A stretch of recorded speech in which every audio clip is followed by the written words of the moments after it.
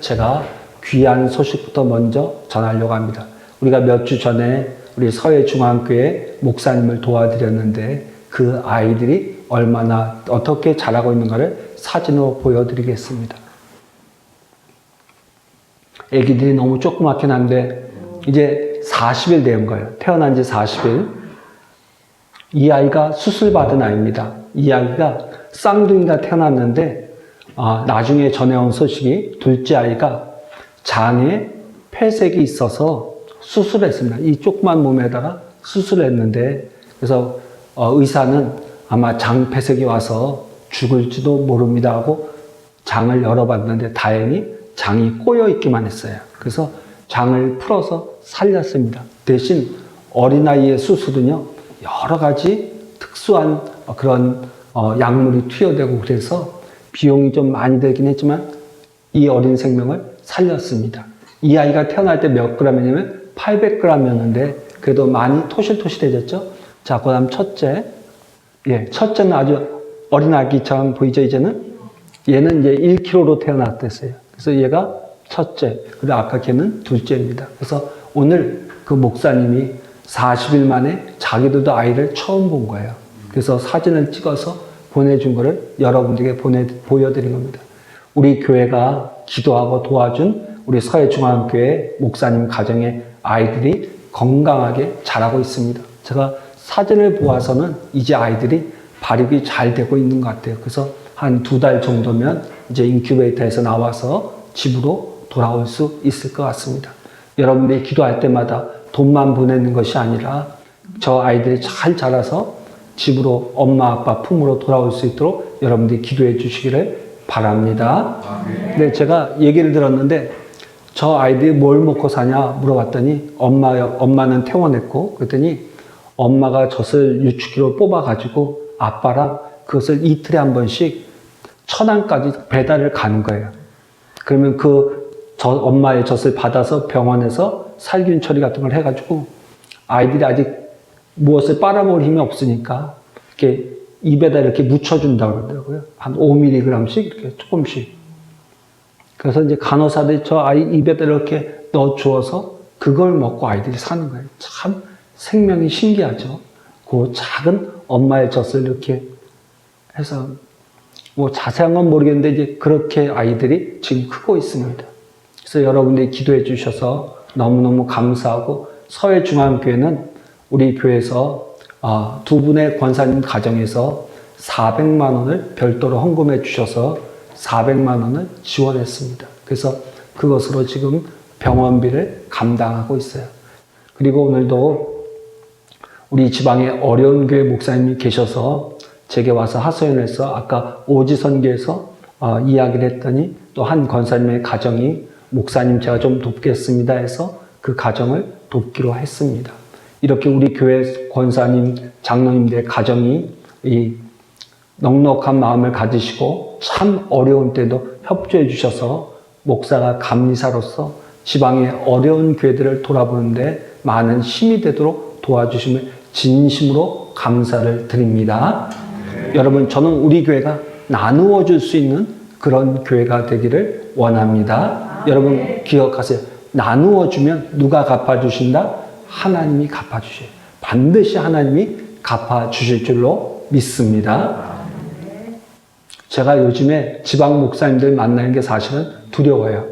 왜냐하면 다 어려우니까 만나면 좋은 소식이 없어요. 다 뭐냐면은 도와달라는 얘기뿐이에요. 그래서 전화가 오면요. 이번엔 또 무슨 일이지? 하고 가슴이 덜컥 내려앉을 때가 참 많이 있습니다. 그래도 우리 교회가 이렇게 권사님들, 장로님들, 우리 성도님들이 적극적으로 저를 도와주셔서 이 어려운 때 우리 서면교회가 우리 대천 남지방의 어려운 교회와 목회자들 조금씩이나마 도와서 이 어려운 때를 함께 나갈 수 있다는 게 얼마나 감사하고 기쁜지 모릅니다.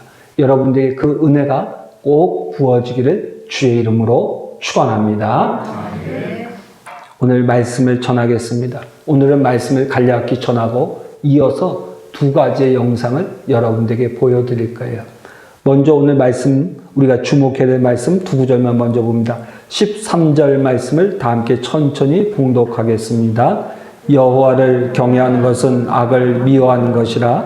나는 교만과 거만과 악한 행실과 패역한 입을 미워하느니라.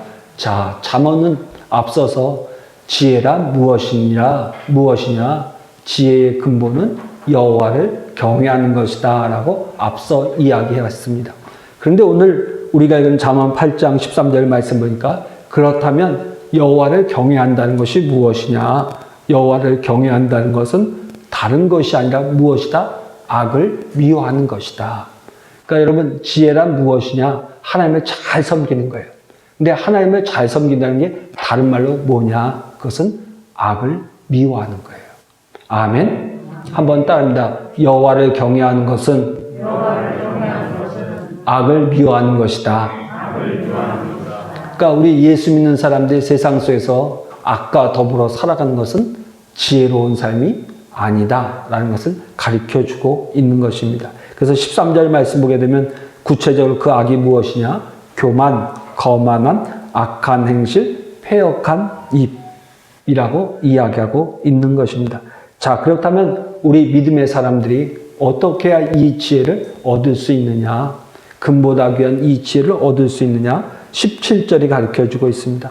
17절을 다 함께 천천히 봉독합니다. 나를 사랑하는 자들이 나의 사랑을 입으며 나를 간절히 찾는 자가 나를 만날 것이라. 여기서 나는 무엇입니까? 지혜를 의인화한 거예요. 그러니까 지혜를 사랑하는 사람, 지혜를 간절히 사모하는 자가 지혜를 얻게 될 것이다. 마치 누구처럼요? 솔로몬처럼 하나님 앞에 지혜를 간절히 구하는 자가 하나님께로부터 지혜를 받아서 세상을 살아갈 수 있다고 오늘 잠언은 가르쳐주고 있습니다. 그런데 제가 목회하면서 목사로서 느끼는 게 뭐냐면 요즘 우리 교회와 성도들이 하나님을 향한 마음이 너무 간절하지 않다라는 안타까움을 갖습니다. 제가 늘 가끔 말씀드리지만 제가 중고등학교를 다니다만 해도 많은 성도님들이 정말 하나님 앞에 간절히 기도했댔습니다. 서울에 있는 교인들은 금요일만 되면 삼각산에 비닐 몇 장 가지고 올라가서 바위에 무릎을 꿇고 이슬을 맞으면서 새벽녘까지 밤을 새워서 기도하는 소리가 참 많이 들렸댔습니다. 그런데 요즘은 그렇게 간절한 마음으로 밤을 새워서 기도하는 분들을 찾아볼 수가 없습니다. 여러분, 우리 교회도 금요 철야 기도회가 없지만 많은 교회들이 금요 철야 기도회를 갖지 못합니다. 이유는 무엇이냐? 교인들이 모이지 않는 거예요. 그리고 금요 철야 기도를 갖고 있는 교회들도 보면 예전같이 그렇게 뜨겁게 기도하는 것이 아니라 그냥 형식적으로 1시간 정도 예배 드리고 흩어지는 것이 요즘 금요 철야의 현실입니다. 하나님을 이렇게 간절히 찾지 않으면 우리가 지혜를 얻을 수 없어요. 금보다 귀한 지혜를 얻을 수 없고 세상을 살아갈 능력을 얻지 못하는 거예요. 그래서 어떻게 하는 것이 정말 간절한 것일까? 어떻게 하나님을 섬기는 것이 간절함일까를 생각하다가 제가 우연히 북한에서 넘어와서 우리나라에서 사모님이 된 한 분의 간증에 대한 이야기를 지방 목사님에게 듣게 되었습니다. 그래서 김은진 사모님에 대한 간략한 소개를 하는 영상을 먼저 보여드리겠습니다. 여러분, 이 영상을 잘 들으세요. 예. 1972년 김일성이 GC에서 북경에 평양에서 개성까지 고속도로를 놨는데 그 고속도로를 놓는 중에 뭐 공사를 해야 되잖아요. 산을 깎아야 되고 또 메워야 되고. 근데 거기 불도저 땅을 파던 그 불도저 운전한 사람이 그만 땅이 푹 꺼지면서 놀래가지고 내려가서 보니까 거기에 굴이 있는 거야. 그냥 굴이 아니고 사람이 만든 굴. 그래서 그 굴 속에를 들어가서 뭐 이런 게 있어 하고 들어가 보니까 거기 사람들 한 20여 명이 살고 있는 거야. 기네스북에 아무도 올리지 않았지만 19년 동안을 그 땅굴 속에 산 거야. 1953년부터 1972년이니까 19년 동안. 남자고 여자고 다 장발고 뭐 허리까지 내려오는 머리를 갖고 있었고 그리고 20여 명의 어른들, 그 중에 어린아이 13살, 14살 난 두 어린아이가 있어서 그 아이를 끌어내다가, 아니 다 끌어내다가 재판을 하고 재판한 다음에 사형 선고를 내리는데 13살짜리를 목을 매어 죽입니다. 왜요? 총알이 아깝잖아요. 돈이 안 들잖아요. 목을 매어 죽이면 밧줄만 들어가잖아요. 이 아이를 의자에다 올려놓고 밧줄을 이렇게 묶는데 이 아이가 엄마 엄마 하고 부르니까 엄마를 불러줘. 아직 입도 가리지 않고 눈도 안 가린 상태이고 손도 안 묶은 상태에서 목에 밧줄이 탁 걸렸는데 이 아이가 네 하고 대답하니까 이 아이가 엄마가 누구냐고 손을 드니까 나오라고. 거기 동원되었던 3, 4천 명의 사람들의 눈이 그 여자 아주머니에게 꽂혔습니다. 무슨 말을 하나. 이 아이가 엄마가 나오는 걸 보고 엄마 당연히 그랬겠죠. 우는데 그 아이가 부르는 걸 보는 엄마가 가까이 보면서 하는 말. 예수님 만나러 가는 길에 그렇게 소리 지르고 악을 쓰고 울고 이쁘게 가. 이 말을 듣고 이 아이가 죄송합니다. 그리고 죄송하다고 사죄하는 그 아이 보고 그 엄마하고 대화하는 걸 보고 화가 난 그 간수가 그 아이가 서 있던 의자를 툭 치는 바람에 이 아이가 떨어지는데 떨어지면서 손이 안 묶여 있으니까 손으로 밧줄을 잡고 메어 달린 상태가 됐어요. 메어 달려서 뭐 꾸물꾸물 하는데 엄마가 밑에서 사랑하는 여러분, 우리도 그럴 수 있을까? 이 엄마가 아들 보고 이 아저씨 미워하지 마라, 이 아저씨 미워하지 마라 하는 말을 듣고 이 아이가 손을 놓습니다. 네, 그러고는 손을 놓고 뒤로 손을 돌려서 깍지를 끼고 주공에 임합니다. 두 번째 끌려 나오는 사람은 이 아이의 형이었습니다. 형이 끌려 나와서 엄마 보고 엄마 왜? 고마워 엄마. 뭐가? 나 천국 가게 인도해 줬잖아.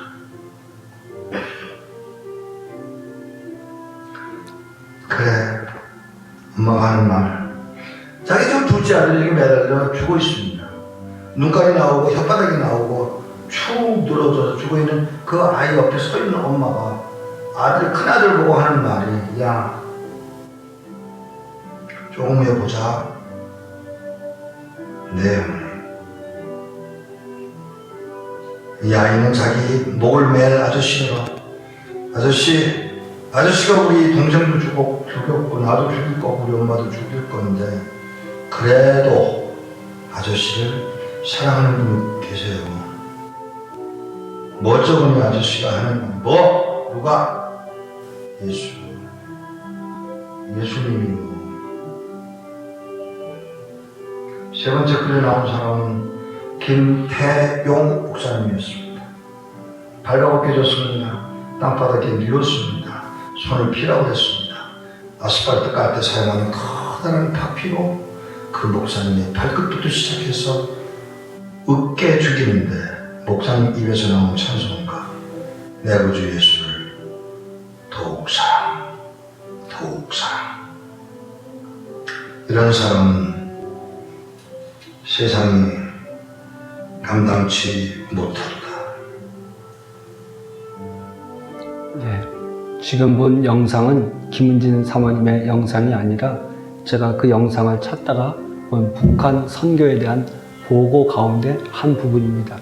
저도 몰랐던 이야기인데 북한에서 지하에서 교회를 이루고 공동체를 이룬 사람들이 20년 동안 마치 로마의 카타콤 지하에서 사람들이 살면서 신앙을 지켰던 것처럼 북한의 성도님들은 믿음을 지키기 위해서 굴을 파고 숨어들어서 20년을 살다가 발각이 되어서 순교한 이야기에 대한 보고를 하는 것을 제가 영상을 발췌한 겁니다. 여러분, 아까 중간에 설명하시는 목사님은 이제 과연 우리라면 어떻게 할 수 있겠습니까? 여러분, 우리가 예수 믿는다는 거 너무나도 우리가 편하게 낭만적으로 예수를 믿고 있는 것은 아닐까요?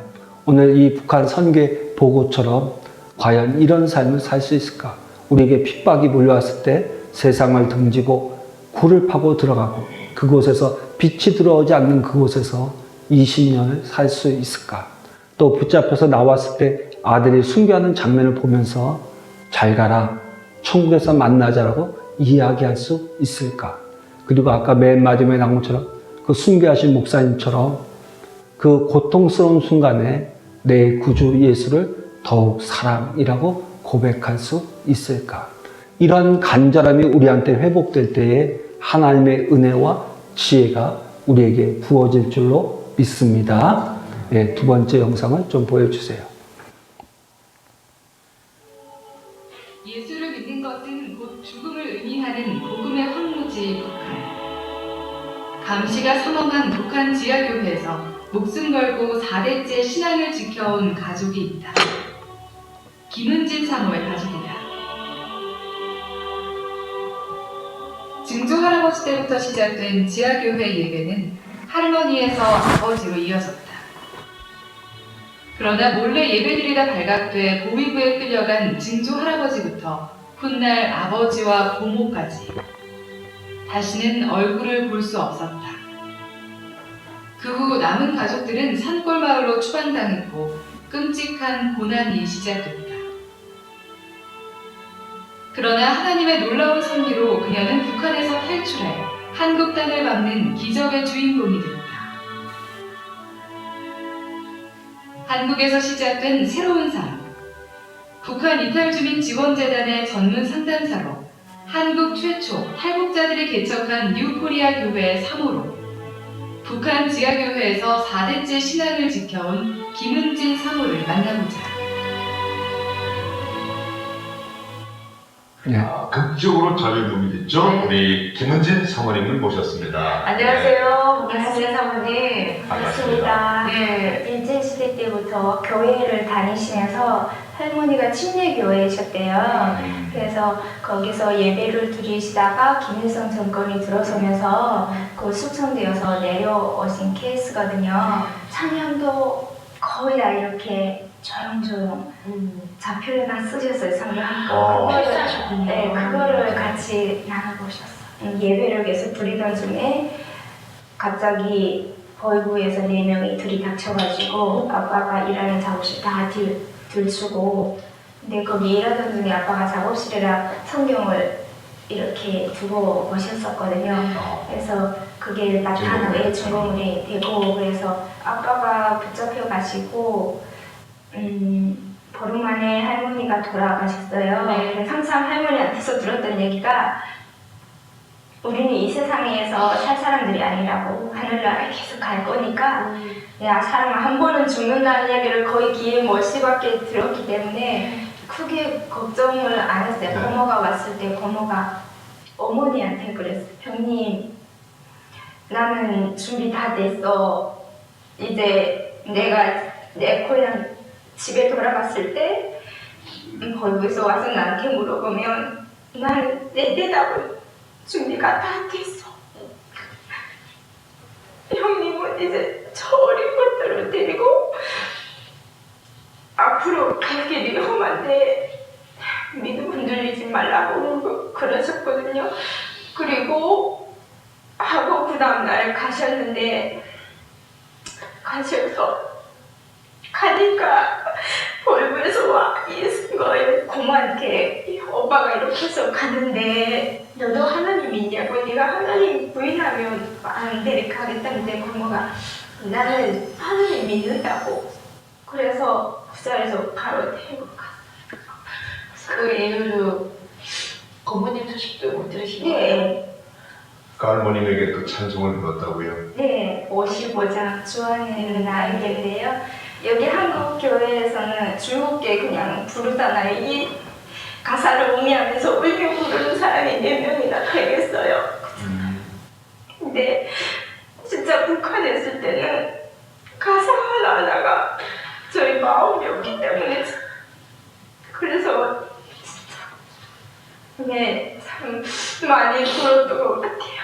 네, 36이면서 할머니 뒤에 창문 이렇게 있었는데 할머니 주무시는 뒤편에 계속 저희한테 얘기하시면서 이제 우리는 이 세상 것은 다 헛것이니까 그냥 우리는 저기 세상 다 하나님이 지으셨으니까 여기 달이랑 별이랑 가르치시면 우리 저기 가야 된다. 하늘나라 저기 가야 된다. 이러시면서 계속 이렇게 저기 가야 된다 하실 때마다 목이 메셨어요. 그 아버지가 끌려가시고 보이대로 네. 가족이 다 산속으로 추방당하셨다면서요. 네. 아빠가 붙잡혀가시고 저희는 산속으로 추방되는데 추방되어 갔을 때는 넓은 집에 있다 좁은 집에 가니까 딱 단칸짜리 방에 갔는데 들어선 순간에 벽이 코에 와 닿는 것 같아요. 그래가지고 그냥 죽이지 못해 보냈구나 하면서도 감사합니다. 일단 살려주셨으니까 감사하다고 이렇게 가는데 전차 있으면서 사람들이 많이 죽어나갔잖아요. 굶어서 죽고 이럴 때 저희가 살던 곳에서 거의 많이 죽었거든요. 굶어서 죽고 이랬는데 저희는 산속이다 보니까 밭에 나무 뿌리를 쓰고 떼기밭이라도 읽어서 곡식을 심어서 먹을 수 있는 거예요. 그러다 보니까 먹고 사는 데는 괜찮았어요. 그래서 참 하나님이 미리 아시고 보내시구나. 예. 그런데 성경책 다 뺏겼을 거 아니에요. 그럼 어떻게 예배를 드리고 어떻게 신앙을 지키셨는지. 그 성경책은 하나는 아빠 거는 뺏기고 할머니 보시던 거는 할머니 돌아가실 때 그 쓰셨던 자필로 쓰셨던 성경이랑 그 성경책 할머니 보시던 성경책을 할머니가 돌아가시기 전날에 누우셨자에서 다 우리 앉혀놓고 다 불태우라고 하셨어요. 할머니. 저희가 그걸 아빠 붙잡혀가고 비닐에 다 꽁꽁 싸서 땅에 밭에 파묻었었거든요. 그 밤에 나가서 비닐에 싸서 그랬었는데 할머니가 내가 없은다면 이제 이 북한 사회는 어떻게 할지 모른다고 와서 집을 들 수가 없으면 구들거래라도 다 뜯을 판인데 저거 하나 못 찾겠냐고 그냥 너네 마음만 변치 말고 있으면 되니까 다 태우라고 해서 할머니 돌아가시기 전날에 어머니가 부엌에 앉아서 성경책 다 태우셨어요. 그때 할머니가 많이 우셨어요. 그래서 언니가 그 적어놓은 걸 할머니한테 들은 거를 적어서 갖고 다녔었다면서요. 네, 그래서 저희가 성경책 일단 없으니까 언니가 이렇게 작게 해가지고 깨알같이 적어서 털 이렇게 말아가지고 입을 틈새 이렇게 띄워놓고는 이렇게 넣었어요. 그리고 너무 힘들고 할 때 언니가 그걸 다시 꺼내서는 밖에다가 같이 오고 앉아서는 그걸 보고 그랬었어요. 중국에 도착하자마자 충격받는 일이 있었다면서요. 네, 그러니까 제가 도착한 다음 날이 수요일이었어요. 그래서 수요 예배 드리러 가자 목사님을 해서 수요 예배 드리러 저녁에 나가는데 저기가 우리 교회 하는 가로 이렇게 선택하신 데 보니까 십자가가 불이 켜져 있고 가까이 가니까 막 찬양하고 막 찬양 소리가 밖에 막 울려 퍼지는 거예요. 그래가지고 목사님한테 이렇게 찬양해도 되는 겁니까? 제가 봤던 예배는 그냥 숨 죽이고 머리 막 대고 드리는 예배였는데 밖에 막 들어가기 전부터 울리니까 놀랐거든요. 그래서 신발 벗고 들어갔는데 목사님이 괜찮다고 여기는 중국이고 이렇게 안 붙잡혀간다고 하나님 찬양하고 싶으면 마음껏 찬양하고 그런다고. 그래 들어가 보니까 성도들이 앞에서 찬양팀이 율동하면서 찬양을 하고 있었어요. 그래서 신발 벗고 들어가는 순간부터 그냥 예배 내내 계속 울었죠. 위에 여러 가지 생각이 제가 생각했던 예배가 아닌 거예요. 북한에서 들었던 보았던 예배가 아니고 하나님은요. 예. 그리고 할머니나 아버지나 그 그 김일성 정권 들어서기 전에는 그 교회가 있을 때는 저렇게 찬양하고 예배하셨을 텐데 그렇게 모여 예배드리시면서 얼마나 그리웠을까. 이런 예배가 얼마나 그리웠을까. 그냥 계속 울었던 것 같아요. 할머니, 어린 손주가 이렇게 컸어요. 이제 가족들이 다 함께 모여서 함께 얘기도 나누고 제가 천국 갈 때까지 만나는 그날까지 저희도 열심히 기도할 거고요. 할머니도 하늘나라에서 넣을 수 없는 촉촉한 땅을 위해서 같이 우리 기도를 해요. 할머니. 북한에선 사랑한다 말도 못하는데 어색하고 그랬었는데 할머니 존경하고 사랑합니다. 네. 네, 여기까지 보겠습니다. 제가 김은진 사모님 간증 영상이 1시간이 넘는 긴 영상들이 있는데 압축해서 중요한 부분만 만들어진 영상을 여러분들에게 보여드렸습니다. 이것을 보여드린 이유는 하나님을 간절히 사모한다는 것이 무엇인가를 제가 어둔한 말로 설명하는 것보다 북한에서 신앙생활하는 분들의 이야기를 통해서 우리 자신들을 한번 돌아보기 위해서 두 편의 짧은 영상을 오늘 밤에 보여드렸습니다. 여러분, 우리가 하나님을 섬긴다는 것, 하나님을 간절히 섬긴다는 것이 어떠해야 되는지를 다시 한번 깊이 생각하시기를 바랍니다. 자, 그런데 저는 저 영상을 보면서 이런 의문을 들었어요.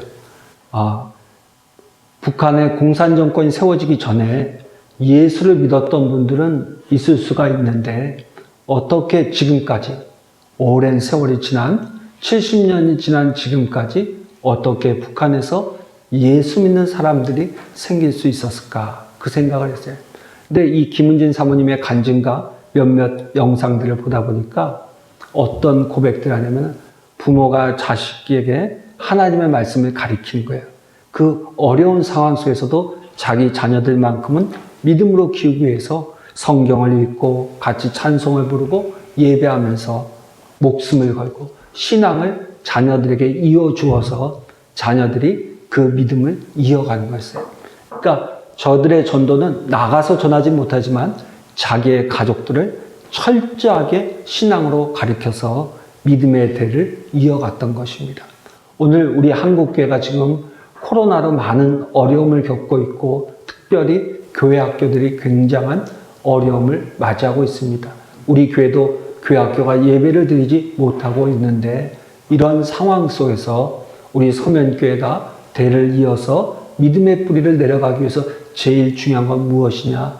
생명을 걸고 북한의 성도들이 그 자녀들에게 말씀을 가르쳤던 것처럼 우리도 우리의 자녀들에게 말씀을 가르치고 신앙을 가르치면서 그 대를 이어가야겠다라는 그러한 생각을 갖게 되었습니다. 사랑하는 성도 여러분, 오늘 말씀으로 돌아와서 다시 한번 정리하기를 원합니다. 오늘 잠언 1장부터 8장까지 말씀 보니까 지혜란 무엇이냐는 것을 여러 가지로 솔로몬이 설명을 합니다. 그래서 특별히 1장부터 8장까지 보게 되면 솔로몬이 자기의 인생을 돌아보면서 자기 인생에 있어서 어떻게 보면 가장 큰 오점인 음란의 문제를 해결하기 위해서 자기의 자녀들이 음란의 문제를 반복하지 않기를 바라는 마음으로 간곡하게 부탁하는 이야기들이 있는 중간 가운데 지혜란 무엇이냐, 지혜를 어떻게 해야 얻을 것이냐의 문제를 반복해서 설명하고 있었습니다. 그리고 8장에서 결론적으로 이야기하기를 이 지혜란 무엇이냐? 첫째는 여호와 하나님을 경외하는 것이다. 두렵고 떨림으로 섬기는 것이 지혜의 근본인데 여호와를 경외한다는 것은 다른 말로 악을 미워하는 것이다. 악을 미워하고 하나님을 사랑하는 것이 여호와를 경외하는 것이다 라고 가르쳐주고 있습니다. 그렇다면 이 지혜를 어떻게 얻을 수 있느냐? 하나님의 은혜를 어떻게 얻을 수 있느냐? 17절 말씀이니까 나의 사랑을 입으며 나를 간절히 찾는 자가 나를 만날 것이라. 여러분, 이 영상을 보면서 여러분들은 어떤 생각을 했습니까? 여러분, 저 북한에서 고난 가운데서 예수 믿는 사람들의 그 감격과 기쁨을 우리가 가지고 있습니까? 우리는 아마 그러한 기쁨과 감격을 잃어버린 지가 오래되었습니다. 왜 그렇습니까? 여러분, 우리가 하나님을 간절히 사모하지 않기 때문입니다. 오늘 북한 북녘에 있는 그 성도들이 믿음을 지키기 위해서 하나님의 은혜를 간절히 사모하면서, 여러분 아까 쉽게 표현하고 있지만 집에서 예배드릴 때 머리를 맞대고 소리를 내지 못 숨을 죽여가면서 그 성경을 읽고 찬송을 불렀다는 거예요. 한 번도 북한에서는 찬송을 소리 높여 불러본 적이 없다는 간증을 들을 수가 있습니다. 그렇게 숨지면서 찬송을 하고 그렇게 믿음을 지켜나갈 때 하나님께서 세상이 알지 못하는 기쁨과 천국에 대한 소망을 북한에 있는 성도들에게 하나님께서 허락해 주셔서 그들이 생명을 걸고 믿음을 지켜올 수 있었던 겁니다. 오늘 이 밤에 나온 사랑하는 성도 여러분, 오늘 영상을 잘 기억하시면서 우리의 믿음을 다시 한번 돌이켜 보시기를 바랍니다. 그리고 오늘 잠언의 권면처럼 여러분들이 정말 하나님을 사랑하고 하나님의 은혜를 간절히 사모함을 통해서 하나님의 신령한 은혜와 은사를 받는 복된 성도님들이 되시기를 주의 이름으로 축원합니다. 기도하겠습니다.